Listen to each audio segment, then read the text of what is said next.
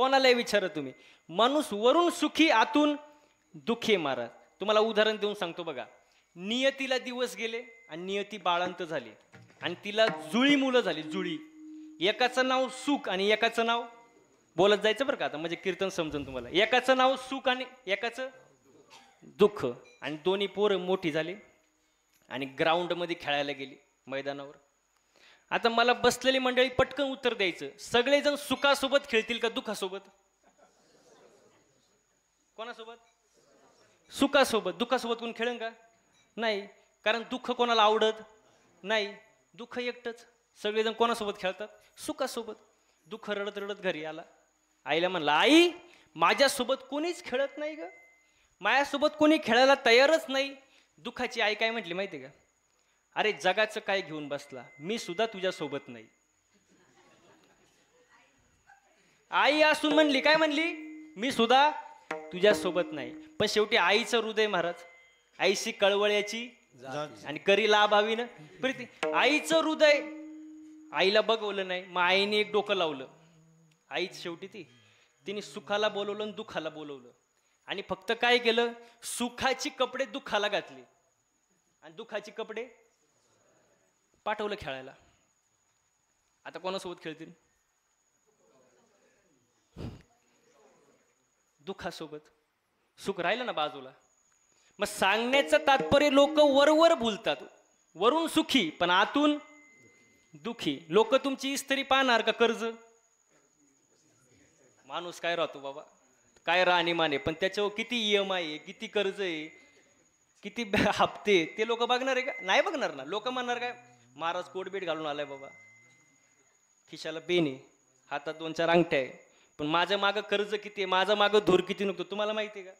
नाही. लोक वरच्या रंगाला बोलतात महाराज. हा, माणूस वरून सुखी आतून दुखी. बरं, किती जरी सुख झालं माणसाला तरी परत दुःख भोगावंच लागते. बघा, माणूस आमदार, आता मला बोलत जायचं बघ माझ्यासोबत, माणूस आमदार झाला म्हणून सुखी, पण मंत्रीपद मिळालं नाही म्हणून, आता बोलत जायचं, मंत्रीपद मिळालं म्हणून सुखी, पण पाहिजे ते खातं मिळालं नाही म्हणून, मुलगा झाला म्हणून सुखी, पण त्याचं ना आपलं पटत नाही म्हणून दुखी, मुलगी झाली म्हणून सुखी, पण तिचं लग्न जमत नाही म्हणून, तिचं लग्न जमलं म्हणून सुखी, पण सासरची माणसं चांगली नाही म्हणून, गोरी बायको मिळाली म्हणून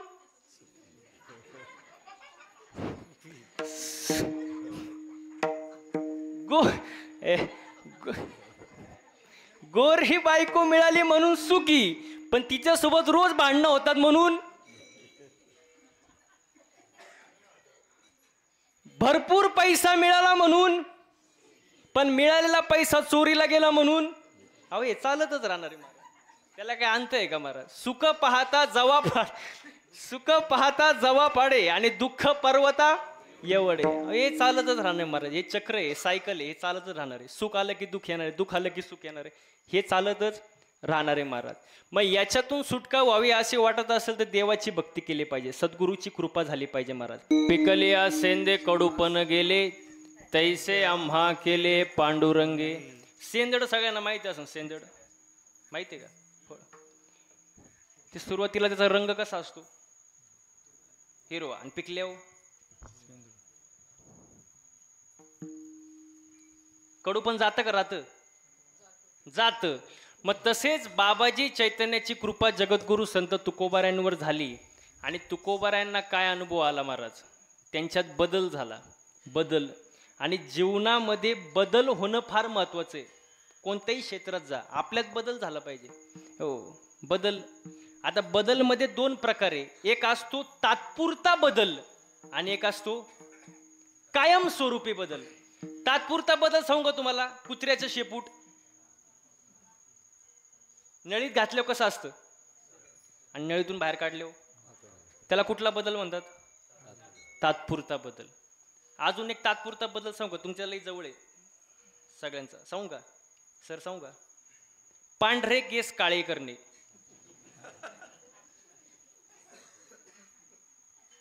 परत ते पांढरे तात्पुरता बदल.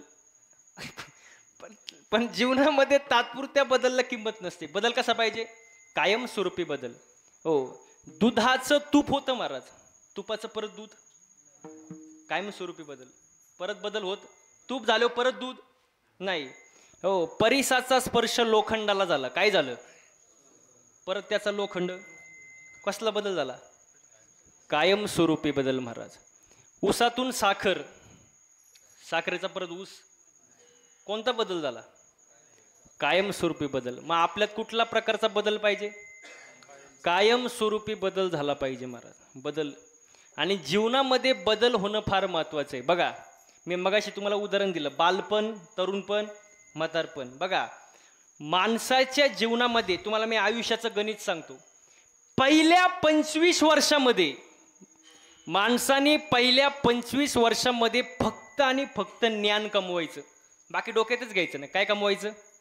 ज्ञान. बसलेली मंडळी, काय कमवायचं? ज्ञान. ज्ञान कमवायचं. पाहिजे ते व्हायचं. सर व्हा, ऑफिसर व्हा, प्रोफेसर व्हा, क्लर्क व्हा, एखादा बिझनेसमॅन व्हा, PhD करा, MSc करा, BS, काय करायचं ते करा. पण पहिल्या 25 वर्षात, पहिल्या 25 वर्षात ज्ञान कमवायचं. 25 ते 50 फक्त धन कमवायचं. काय कमवायचं? धन. नुसता पैसा कमवायचा महाराज. पण ते पैसा कमवत असताना जोडून या धन उत्तम व्यवहारी, उदास विचारे वेची करी. हो, पैसा नसल्यावर कोण विचारतं महाराज? आता हा तुम्ही कार्यक्रम करताय सप्त्याचा, पैशांशिवाय का?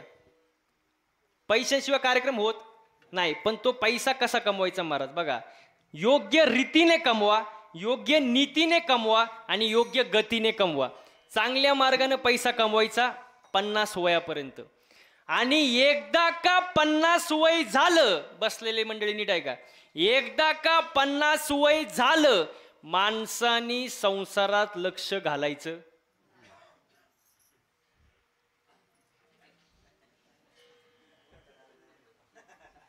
ते सगळे माझ्या तोंडाकडे बघायला लागले. 50 वय झालं की संसारात लक्ष घालायचं. दशरथ राजाचा एक केस पांढरा झाला, दुसऱ्या दिवशी राजगादी रामप्रभूला दिली होती. आपलं टक्कल पडलं केस काळे करू तरी घर सुटणी, तरी कमरेच्या चाव्या सुटत नाही महाराज. जास्त नाही पण थोडंफार वैराग्य तरी माणसाकडं पाहिजे. 50 वयानंतर तुम्ही मार्गदर्शन करा, कसं करायचं, काय करायचं, पण संसारात लक्ष घालू नये. हो, बघा, आणि बरेच लोक असे म्हणतात की आम्हाला 50 वयानंतर, बघा, लई लोक माझ्याजवळ आले, आम्हाला देवाचं नामस्मरण करायला, महाराज परमार्थ करायला वेळच मिळत नाही, देवाचं नाव घ्यायला वेळच मिळत नाही. आता हे म्हणणं असं झालं जसं बायको म्हणते मला टिकली लावायला वेळच मिळत नाही, कुंकू लावायला वेळच मिळत. हे म्हणणं असं झालं ना. बघा, मी नेहमी सांगतो, 100 कामे सोडा, अगोदर स्नान करा. 1000 कामे सोडा, अगोदर भोजन करा. 1,00,000 कामं सोडा, अगोदर दान करा. आणि 1,00,00,000 कामं सोडा, अगोदर देवाचं भजन करा. बसलेल्या मंडळींना एक सूचना, ती मागाशी द्यायची राहिली माझ्याकडून, पण आता आठवली म्हणून देतो. टाळी वाजू वाटली तर वाजवायची.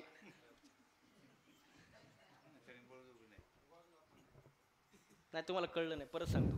टाळी वाजू वाटली तर वाजूच, वाटली तर नाही, कळलं का? वाजूच वाटली तर वाजवायची. पण जर वाजवलीच तर कमीत कमी बैरवाडी तिथं तर आवाज गेला पाहिजे ना. उगाच 10 रुपयाला एक टाळी असल्यासारखं नाही वाजवायचं. इधर 10 रुपये वाजव टाळी, तसं नाही झालं पाहिजे. कशी वाजवायची? अहो, कशी वाजवायची?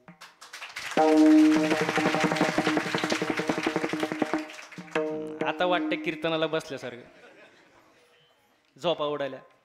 हा, विठाला विठाला विठाला विठाला विठाला विठाला. हो, बघा, 50 वय झालं, संसारात लक्ष घालायचं नाही, इथपर्यंत आपण आलो होतो.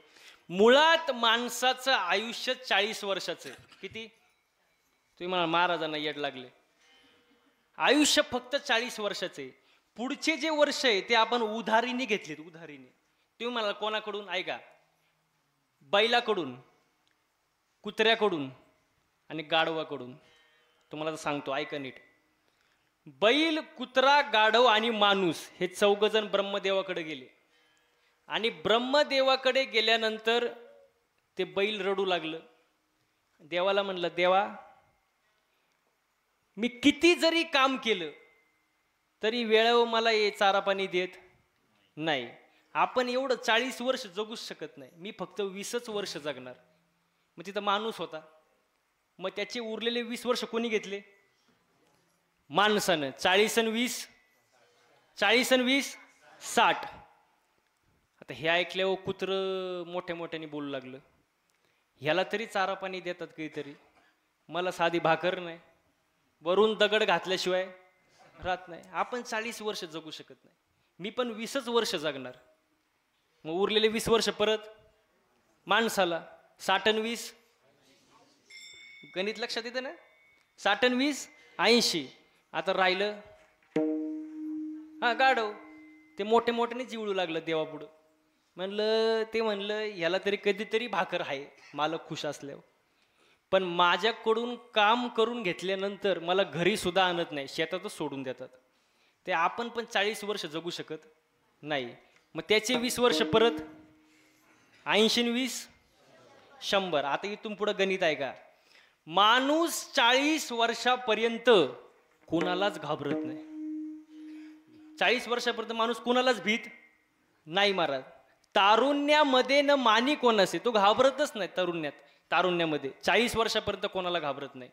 पण एकदा का 40 वर्ष झाली, मुलं मोठी होतात, कॉलेजला जातात, मुलीचं लग्न करायचं असतं, डोक्याला प्रेशर येतो. मग 40 वर्षानंतर ते असं काम करतं, दिवस रात्र शेतातच असतं. लोक म्हणतात ते म्हातारं पार येडं झाले, पार येडं झाले, नुसतं काम करत असतं, बैल्यासारखं राबत असतं. कसं नाही आलं का लक्षात? कसं राबत असतं? बैलासारखं राबत असतं. अहो ते राबत नाही बैलासारखं, ते वर्षच 40 आणि 20 वर्ष कोणाचे? ना कधी कोणाच्या कीर्तनाला, ना लग्नाला, ना कार्यक्रमाला, ना गोंधळाला, ना जागरणाला. फक्त काय करत असतं? राबत असतं. कारण ते वर्षच बैलाचे महाराज. 40 आणि 20 60. हो. आणि एकदा का माणसाचं 60 वय झालं की त्याला मग सुना येतात, नातवंड येतात, आणि मग ते सुनावर खवळण, नातवंडावर खवळण. ती सून म्हणते, पार आमचं म्हातारं पागल झाले, नुसतं कुत्र्यासारखं बू बू बू बू बू बू भुकतच असतं. अहो तर भुकणार नाही ना, तर काय करणार? वर्ष कोणाचे? 60 आणि 20 80. हा शबास. हा. आणि ऐका, अजून राहिले. हा. आणि एकदा का 80 वय झालं, एकतर माणूस जगतच नाही, पण तरी जगला तरी त्याचं सगळं एकाच जागेवर असतं, एकाच जागेवर पडून असतं, पलंगावर. नाही उठता येत, नाही बसता येत, नाही काय करतात, जागेवर पडून पलंगावर. येणारे पाहुणे येतात, बघतात, निघून जातात. घरातली माणसं म्हणतात, म्हातारं पार येडं झाले हो, नुसतं पलंगावर गाढवासारखं लोळतच असतंय. लोळणार नाही ना तर काय होणार? वर्षच 80 आणि 20 100. म्हणजे असं माणसाचं गणित आहे महाराज. मग या मनुष्य जन्मामध्ये आल्यानंतर कमीत कमी देवाची भक्ती केली पाहिजे, आणि ती भक्ती समजून घेण्यासाठी आपण संतांनाच शरण गेले पाहिजे. कारण हरी प्राप्तीसी उपाय आणि धरावे संतांचे ते पाय. कायम स्वरूपी बदल. तुकोबारांमध्ये बदल झाला, काम क्रोध निघून गेला, राग अजिबात नाही. म्हणून मी नेहमी सांगतो, माणसाने बोलताना विचार करून बोलावं. समोरच्याला बोलताना विचार करून बोललं पाहिजे. काही माणसं असतात, बोलायच्या अगोदर 100 वेळा विचार करतात आणि मग बोलतात, आणि काही माणसं असे असतात, बोलून झाल्यानंतर विचार करतात. अरे बापरे, पश्चाताप. मग मला हे म्हणायचंय, बोलून झाल्यानंतर विचार करण्यापेक्षा बोलायच्या अगोदरच 100 वेळा विचार करावा. कारण ज्याने जीभ जिंकली त्याने जग जिंकलं महाराज. हो, चांगलं बोलावं महाराज. आपल्याला बोलायचं कळत नाही महाराज. एकच वाक्य बोलली द्रौपदी, एकच. आंधळ्याची पोरं महाभारत घडलं ना, काही गरज होती का? नाही. बोलायचं कळत नाही, मोठ्या माणसांना कळलं नाही कसं बोलायचं. हो, एकच वाक्य बोलली सीतामाई, ज्या अर्थी तुम्ही माझ्या रामाला शोधायला जात नाही त्या अर्थी लक्ष्मण भाऊजी तुमच्या मनामध्ये काहीतरी पाप रामायणच घडलं. बोलायचं कसं कळलं पाहिजे, कुठल्या वेळेला काय बोलावं आपल्याला कळत नाही महाराज. मी नेहमी एक उदाहरण देतो कीर्तनामध्ये, आपल्याला बोलायचं कळत नाही. बघा, एक जण जेवायला बसला आणि नेमकी त्याच दिवशी त्याची सासूबाई आली आणि तो काय करत होता, जेवत होता. महिला मंडळ नीट आहे का, तो काय करत होता, जेवत होता. आणि आपला बायकोला म्हणतो, वै ग आज भाजी मामीने केली काय ग, भाजी मामीने केली काय ग. बायको किचन मधूनच बाहेर पळत आली, म्हणली, बया तुम्हाला कसं काय कळलं, भाजी माझ्या आईनीच केली पण तुम्हाला कसं काय कळलं. तो म्हणतो, किती सोपं आहे, रोज भाजीमध्ये काळा केस निघायचा, आज पांढरा केस निघाला. म्हणजे बोलायचं कसं कळत, माणसाने चांगलं बोलावं का नाही, थोडंच बोलणार पण झटकाच महाराज, चांगलं बोलावं महाराज. हो, मागं मी कीर्तनाला गेलो, कर्नाटक बेळगावमध्ये कीर्तन होतं. कर्नाटकला कीर्तन झालं, खुर्चीवर बसलो, एक जण आला, माझ्या पाया पडला, खिशातील 500 रुपयाची नोट काढली आणि ठेवली पायावर. मी म्हणलं, एक कशासाठी बाबा. तो म्हणतो, ही नोट कुठंच चालत नव्हती. मी म्हणलं, कुठंच चालत नाही ती इथं चालते काय. म्हणजे कसं बोलावं या माणसाला कळत नाही महाराज. माणसाने चांगलं बोलावं. साच आणि मवाळ मितले जैसे, शब्द जैसे कल्लोळ अमृताचे. माणसाने चांगलंच बोलावं. कसं बोलावं, चांगलंच बोलावं. हो, चांगलं बोललं पाहिजे, चांगलं वागलं पाहिजे, चांगलं राहिलं पाहिजे. परमार्थामध्ये माणसाचं चालणं, बोलणं, राहणं, उठणं, बसणं, वागणं याच्यामध्ये बदल झाला पाहिजे. मुखानं चांगलंच बोलावं. मुखानं देवाने आपल्याला तोंड दिले, चांगलंच बोलावं महाराज. आपण चांगलं बोलत नाही महाराज, चांगलं वागत नाही. हो, किती जरी श्रीमंत झाला, किती जरी पैसा कमवला महाराज, तरी माणसाने नम्रच राहिलं पाहिजे. नाही बोलताना थोडं नम्र झाला भूतान तेने कोण दिले अनंत. चांगलं बोलाव ना. किती पैसा, गरीबी आणि श्रीमंती याच्यातला काय फरक आहे, नीट आहे का. गरीबाच्या श्रीमंताच्या बिछाण्यात फरक आहे, पण झोप एकच आहे महाराज. गरीबाच्या श्रीमंताच्या पदार्थात फरक आहे, भूक एकच आहे. आणि तिसरं वाक्य, गरीबाच्या श्रीमंताच्या राहणीमानात फरक आहे, पण शेवटी जाळायची जागा. एवढं कळलं तर लय झालं. विठाल विठाल विठाल हो, गरीबाच्या श्रीमंताच्या बिछाण्यात फरक आहे, पण झोप एकच आहे, एकच आहे. पण तुम्ही बघा, गरीबाची झोप श्रीमंत आहे, पडल्या पडल्या घोरते. श्रीमंताला झोपायच्या गोळ्या, गोळ्या दिल्या तरच झोप, आणि उठायच्या नाही दिल्या करा पाहुणे गोळा. अवघड आहे, अवघड आहे ना महाराज. गरीबाच्या श्रीमंताचा फरक सांगतो. म्हणून मी नेहमी सांगतो, बघा, हातात पैसा जास्त आला म्हणजे सुखात वाढ होत नाही. वाक्य नीट आहे का. हातात पैसा जास्त आला म्हणजे सुखात वाढ होत नाही, मीपणात वाढ होतो. आणि मीपणा माणसातील माणुसकी संपवतो महाराज. म्हणून जास्त पैसा आल्यावर घमेंड करू नका.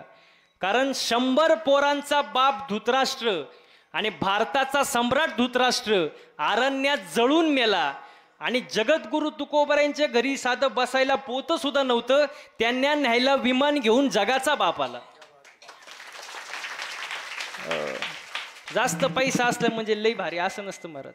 आणि जास्त पैसा आहे म्हणजे ज्याच्याकडे लई माणुसकी, अशातला पण विषय नाही महाराज.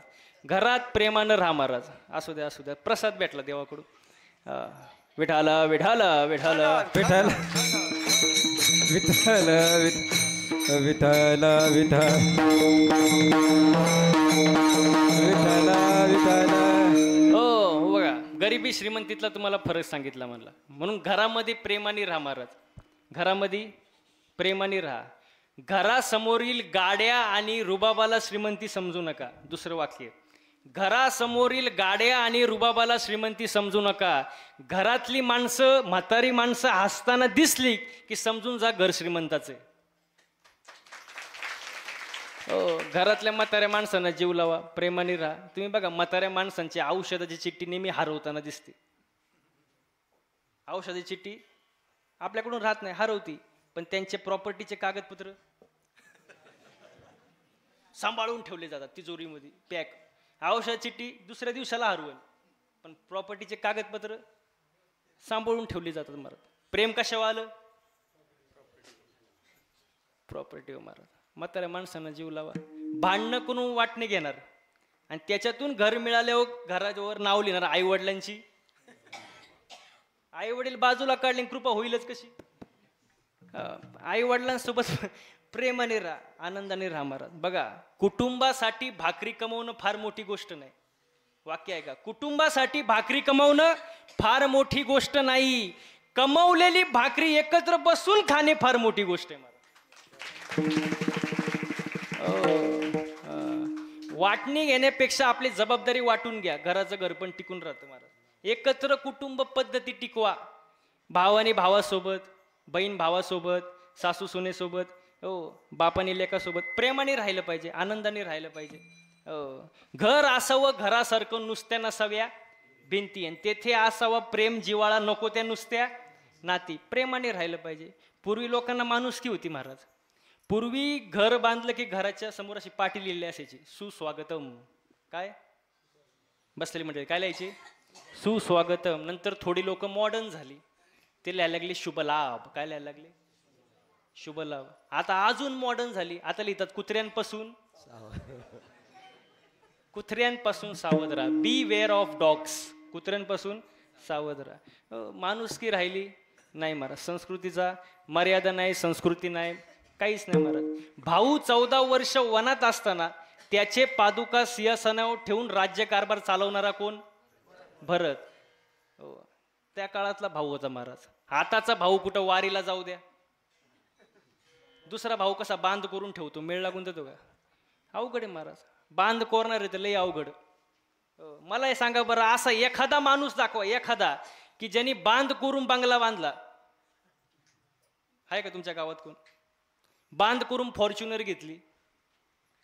अहो, ज्यांनी आपल्या मुलांचं भविष्य घडवलं, मुलांचं करिअर सेट केलं, कुटुंबाचं पालन पोषण केलं, त्यांनी बांध कोरण्याकडे कधी लक्ष दिलं नाही. आणि ज्यांनी बांध कोरण्याकडे लक्ष दिलं त्यांनी तर मोठी घोडचूक केलीच, पण त्या वादविवाहामध्ये आपल्या पोटच्या लेकरांना ओढून त्यांचं सुद्धा आयुष्य बरबाद केलं महाराज. हे अशा फालतू गोष्टी करतच नका ना जाऊ. चांगलं वागा महाराज. कर्म कसं पाहिजे माणसाचं? चांगलं पाहिजे. चांगलंच बोला, चांगलंच वागा महाराज. तुकोबारांवर बाबाजी चैतन्याची कृपा झाली.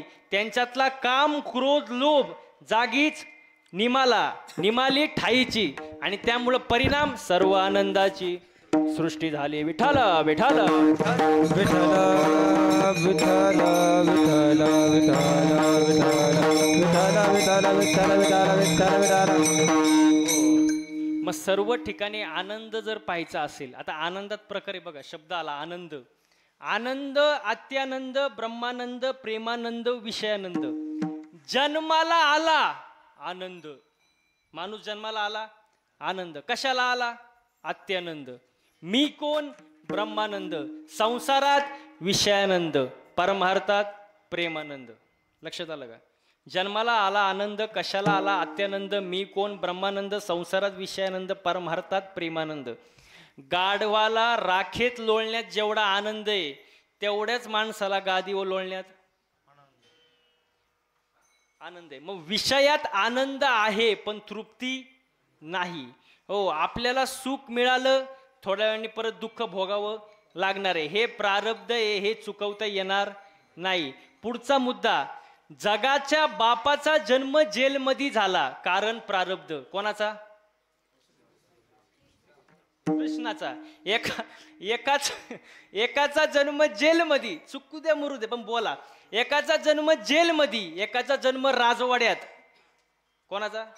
हा, आता लक्षात आलं तुम्हाला. एकाचा जन्म जेलमध्ये, एकाचा जन्म राजवाड्यात, एकाचा जन्म दिवसा 12ला, एकाचा जन्म रात्री 12ला, एकाचा जन्म पावसाळ्यात, एकाचा जन्म उन्हाळ्यात. म्हणजे ज्याचं त्याचं प्रारब्ध आहे महाराज, ते आपण बदलू शकत नाही. गायी वळणारा कृष्ण द्वारकेचा काय झाला? राजा झाला. आणि त्याचा सक्का मित्र कोण? सुदामा. पोहे बांधायला फडकं नाही. कसं बस पोहे बांधले, फडकं बांधलं, द्वारकेत गेला, द्वारपालाने अडवलं. दुसरा कुठं ना, ते लगेच म्हणलं, अरे द्वारपालो कन्हैया से कह दो अरे द्वारपालो, कन्हैया से कह दो के दर पे सुदामा गरीब आ गया है, के दर पे सुदामा गरीब आ गया है। अरे द्वारपालो कन्हैया से कह दो अरे द्वारपालो कन्हैया से कह दो कि दर पे सुदामा गरीब आ गया है, कि दर पे सुदामा गरीब आ गया है।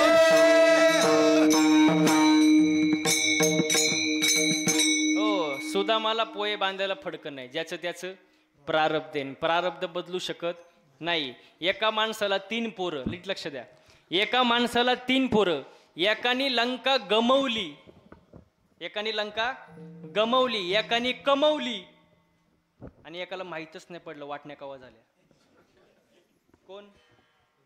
हा, कारण तो उठलाच नाही, आणि तो उठला त्याला तलाठी सापडला नसेल तर आता आपल्याला माहिती आहे. कारण ज्याचं त्याचं काय आहे महिला मंडळ, ज्याचं त्याचं काय आहे प्रारब्ध आहे, प्रारब्ध बदलू शकत नाही. बघा, कुंभाराने 3 मडकं बनवले, बसलेली मंडळी नीट आहे का, कुंभाराने 3 मडकं बनवले, 1 मडकं दहंडीला वापरलं, 1 मडकं धाव्याला वापरलं आणि 1 मडकं पाणी प्यायला वापरलं. कुंभाराचा काय दोष? ज्याचं त्याचं प्रारब्ध. एका खाणीतून 3 दगड निघली, एका दगडावर लिहिले नारळ येथे फोडा, एका दगडावर लिहिले चप्पल येथे आणि एका दगडावर लिहिले मूर्तीला स्पर्श करू. पाषाण देव पाषाण पायरी पूजिये कावरी पाय देवी, पूजिये कावरी पाय देवी, पूजिये कावरी पाय देवी. पाषाण देव पाषाण पाय रे, तुझे कावरी पाय देवी, तुझे कावरी पाय देवी, कावरी पाय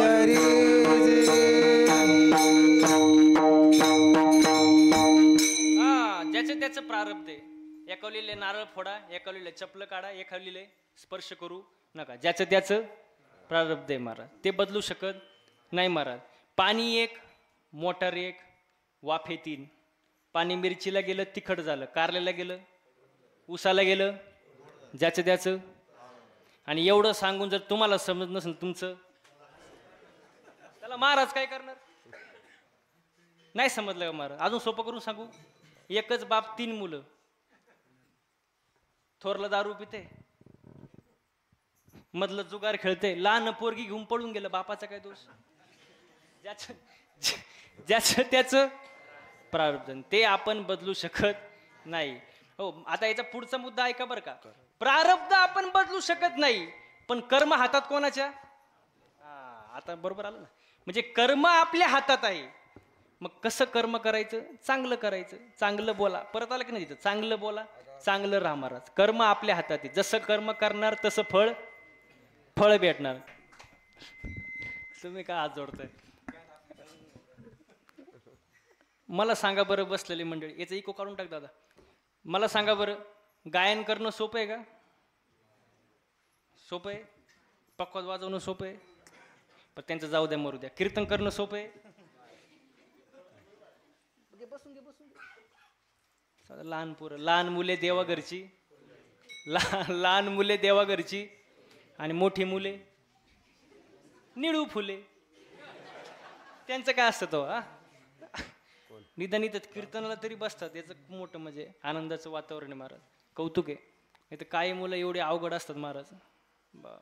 मी कोल्हापूरला कीर्तनाला गेलो मागं, आणि तिथं मी एक पोरग पाहिलं.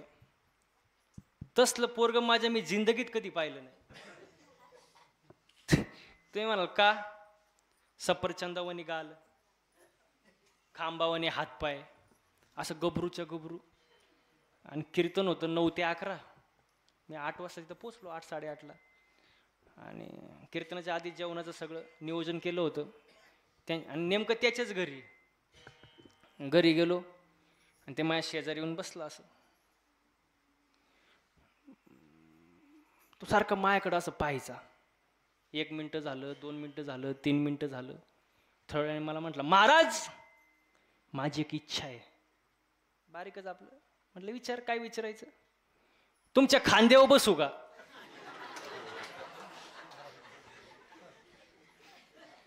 मी म्हणलं आयो. आता ते पैलवानाचं, मी आपलं वारकऱ्याचं, कुठं मेळ बसते का? नाही. मी म्हटलं खांद्यावर नको, मरण मी. आपला खाली शेजारी बस आपला. ते बसलं, ते ऐकलं त्याने. थोड्या वेळ जाऊन दिला. अरे त्याचंच घर ते. त्यांनी घेतला रिमोट आणि लावला TV, कार्टून लावलं TV ला. मी म्हणलं जरा बातम्या लाव ना, बघ काय चाललंय, जरा कळन. तो म्हणतो, ए महाराज, दुसऱ्याच्या घरी येऊन भिकाऱ्यासारखं रिमोट मागतो, तुला लाज वाटत नाही का? मी म्हणलं आयो. मी म्हणलं तू काहीच करू नको, बघतो तोंड गप ठेव. पण ते लहानच पोरग, त्याच्या मनात काय आलं काय माहित. त्यांनी रिमोट घेतला, माझ्या अंगावर फेकला आणि गेला निघून. मी म्हटलं जाऊ दे आता, मरू दे. रिमोट तर भेटला, बदलावा चॅनल. अहो बटन दाबून बटन तुटलं, पण चॅनल काय बदलला? मी म्हटलं जाऊ दे, मरू दे, आपलं घेतलं खाऊन. 9ला कीर्तनाला उभा राहिलो. 5 मिनिटांनी ते आलं बुवा माझ्यासोबत, इथं बसलं. त्याला म्हटलं, मला म्हणला जय हरी. मी म्हणलं जय हरी, पण ते चॅनल का बदलला नाही? तो म्हणतो महाराज मी रिमोटचं सेलच काढून नेलं होतं. अशी पोरं असतात कीर्तनाला. तुम्हाला इथं तरी चांगलं वातावरण आहे महाराज. विठाला बस बस. हा प्रारब्ध आता कसे आले बरोबर. कर्म आपल्या हातात. असं श्रोता पाहिजे महाराज ऐकणार. हो तुमच्यावरती क्वालिटी महाराज माझी टिकून. हो कर्म आपल्या हातात आहे, पण प्रारब्ध आपल्या हातात नाही. मग कर्म कसं पाहिजे? चांगलं पाहिजे महाराज. हो कर्म आपण करू शकतो, पण प्रारब्ध आपण बदलू शकत नाही महाराज. हो देवाच्या बापाला सुद्धा प्रारब्ध चुकलं नाही महाराज. दशरथ राजाला सुद्धा चुकलं नाही. हो दशरथ राजाला सुद्धा मरावं लागलं. मग तुम्ही म्हणाल देवाच्या बापाला सुद्धा मरण आलं. देवाला काही पण करता आलं असतं, पण मरण आलं का? तडफडून गेले का? कारण कर्म हे देवाच्या बापाला सुद्धा चुकत नाही महाराज. म्हणून कर्मच.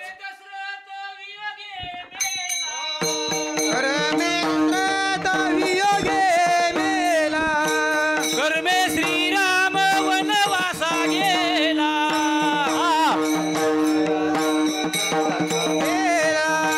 कर्मे रावण क्षय पावला. कर्मे रावण क्षय पावला. वियोग घडला सीता देवी. वियोग घडला सीता देवी.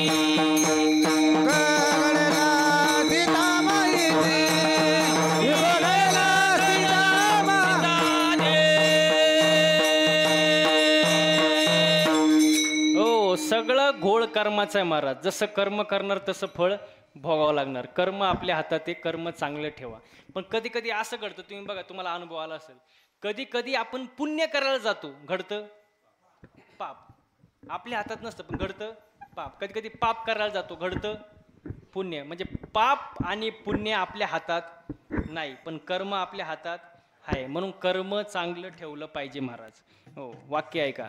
मग कर्म चांगलं ठेवणं म्हणजे स्वामी काज गुरु आणि पितृवचन आणि हेची विष्णूची कर्म हीच पूजा आहे महाराज. कर्म चांगलं ठेवा महाराज. हो देवाची भक्ती करा. तुम्ही महिला मंडळ मंदिरात जाता, काय मागता देवाकडं? बोला ना, काय मागता? मागता का नाही? काय मागता? सुखी काय? सुखी भेळ काय? सुखी ठेव. हा सुखी ठेव. कोणाला? देवाला. कोणाला? मला. आणि बाकीच्यांना?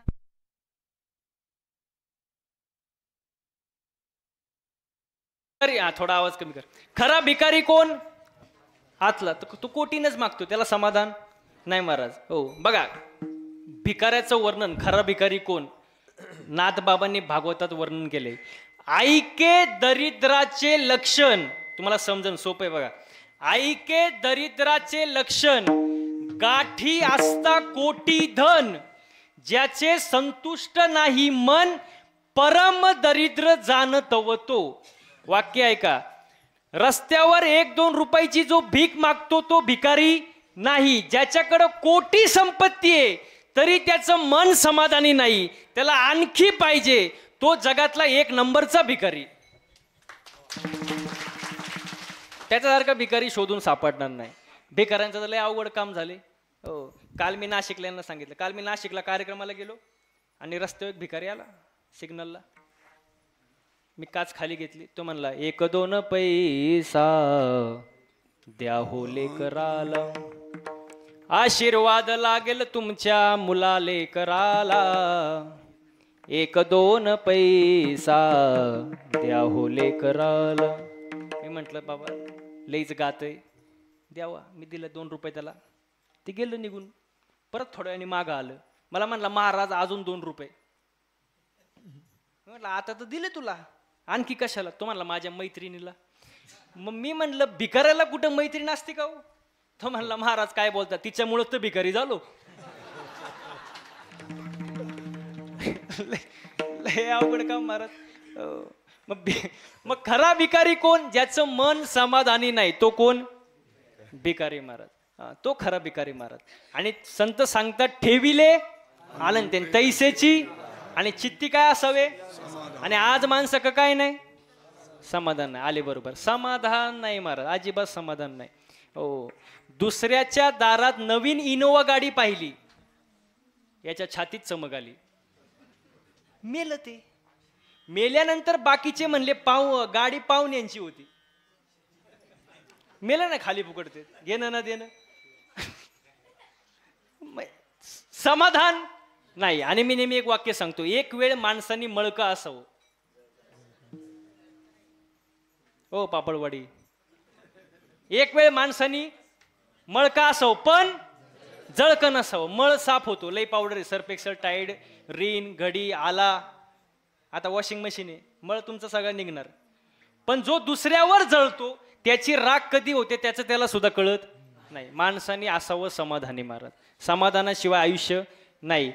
हसत जा, मुद्दा हसत जा. हसलं पाहिजे. ज्याला हसता येतं त्याला 4 माणसात आणि गर्दीत घुसता येतं. माणसाने हसत राहिलं पाहिजे. आणि जो हसत नाही त्याला अटॅक येतो. अटॅकचं तर लय अवघड काम आहे. आजकाल 25 ते 30 वयात माणसाला अटॅक येतोय.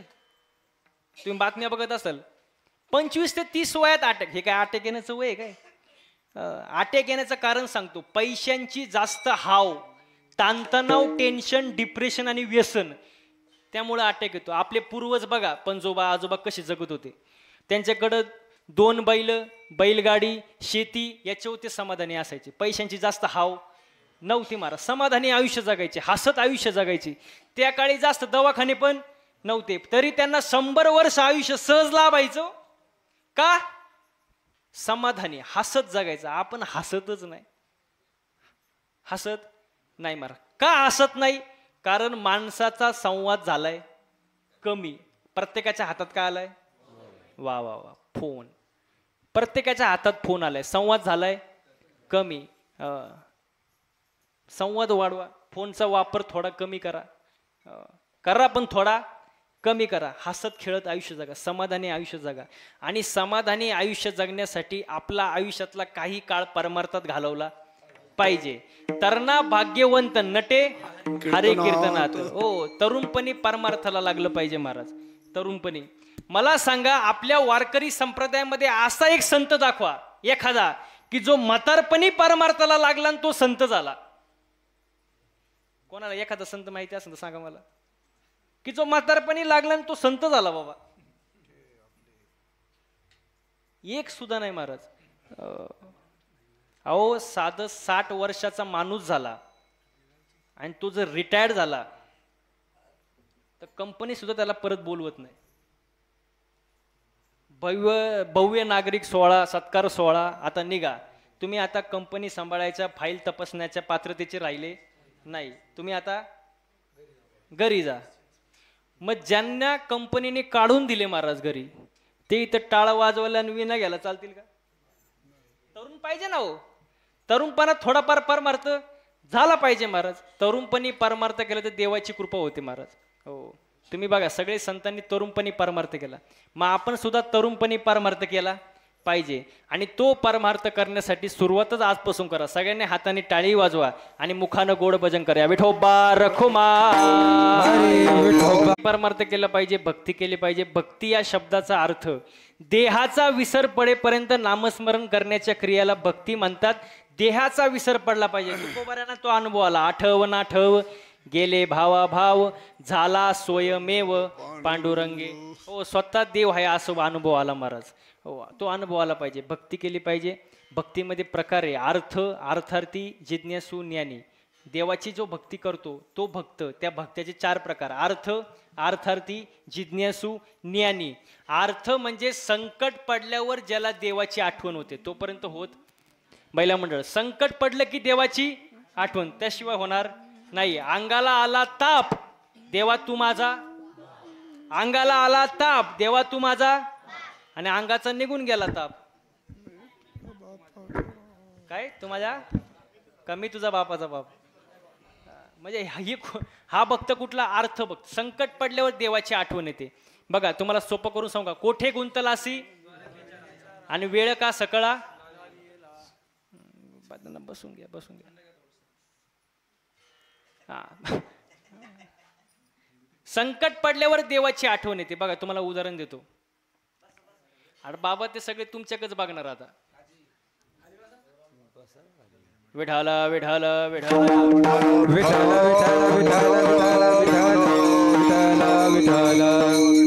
हा, संकट पडल्यावर देवाची आठवण, त्याशिवाय आठवण नाही. तुम्हाला उदाहरण देतो. एखादा व्यक्ती रात्रीच्या शेतामध्ये पाणी भरण्यासाठी गेला. शेत जरा गावापासून थोडं लांब आहे आणि रात्रीची वेळ आहे, तो एकटा आहे आणि अचानक जर लाईट गेली आणि तो व्यक्ती जर एकटा घरी यायला निघाला तर कसं येईल?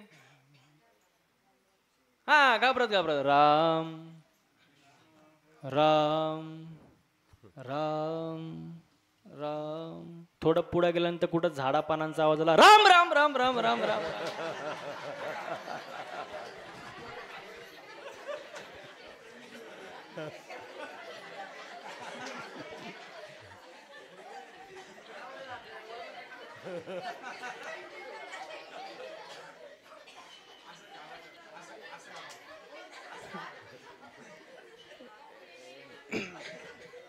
कोणाला काय पाणी बिनी टचकले ना? बरं आहे मग. ए बस बस, आता 5 मिनिटं राहिले, 5-10 मिनिटं ऐका. हा, थोडा कुठं झाडा पानांचा आवाज आला, कुठं आवाज आला राम राम राम राम राम राम राम राम राम राम. अजून थोडं पुढे गेल्यानंतर कुठं ग्रामपंचायतची लाईट दिसली की लगेच म्हणतो हा आता मला कोण खाणार. याला म्हणतात अर्थ भक्त. संकट पडल्यावर त्याला आठवण येते, तोपर्यंत येत नाही. दुसरा भक्त अर्थार्थी, जो भक्त पैशांसाठी देव करतो. राम नाम जपनान पराया माल आपना, देख तेरे भक्तों का काम, बगल में छुरी मुख में नाम, एक दिन तुझे भी कर देंगे बदनाम. अर्थार्थी. जिज्ञासू म्हणजे जो दुरून पाहतो, आतमध्ये बसणार नाही, लांबूनच काय चाललंय, कोण महाराज आहे, कधी आला, काय सांगतोय, इथं येऊन ऐकणार, लांबूनच. त्याला म्हणतात जिज्ञासू. हो, आणि सर्वात श्रेष्ठ भक्त असतो तो ज्ञानी भक्त. असे 4 प्रकारचे भक्त आहेत. आणि 4 प्रकारच्या भक्तांमध्ये आपण कुठल्या कॅटेगरीमध्ये बसतो हे आपण ठरवायचं. विठाल विठाल.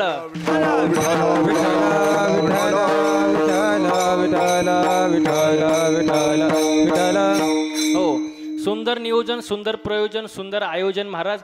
हो, तुकोबारायांना अनुभव आला. आठव नाठव गेले भावाभाव, झाला स्वयमेव पांडुरंगे. आणि आपल्याला तो अनुभव आला पाहिजे.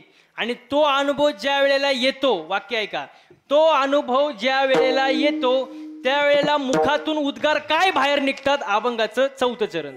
तुका म्हणे भाग्य या संसारी जन्मी जे याचे लागे. याच्यापेक्षा मोठं भाग्य तुकोबारा म्हणतात असू शकत नाही. तुका म्हणे गर्भवासी, सुखे घालावे आमासी, गुण गाई नावडी, हेची माझी सर्व जोडी. बोलता बोलता बराच वेळ गेला. मी जे काही बोललो ते साधू संतांचे चुकीचे असेल ते माझा प्रकृतीचा गुणदोष म्हणून सोडून द्या. आजच्या कीर्तनासाठी ज्यांनी उत्तम अशी गायनाची साथ दिली, मृदुंगाची साथ दिली, सर्वांनी असं कान एकत्र करून, चित्त एकत्र करून कीर्तन सेवा मनापासून ऐकली, सर्वांचा मनापासून धन्यवाद व्यक्त करतो आणि कीर्तनरूपी सेवा तुमच्या जनता जनार्दनच्या चरणी अर्पण करतो. सेवेला पूर्ण विराम देतो. ज्ञानेश्वर माऊली ज्ञानराज माऊली.